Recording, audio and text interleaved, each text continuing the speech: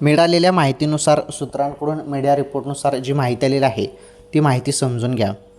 15वा हप्ता प्लस 16वा हप्ता राज्यातील लाडक्या बहिणींच्या खात्यामध्ये.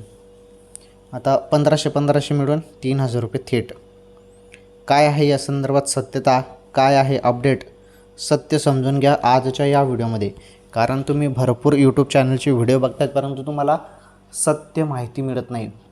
कोण तुम्हाला काय सांगतं, कोण तुम्हाला काय सांगतं, परंतु सत्य माहिती तुम्हाला माहीतच नाही. फार गरजेचं आहे लाडक्या बहिणींनो. त्यामुळे हा व्हिडिओ मी बनवलेला आहे. अत्यंत महत्त्वाची माहिती एका मिनिटात तुम्हाला सांगतो, काही काळजी करण्याची गरज नाही.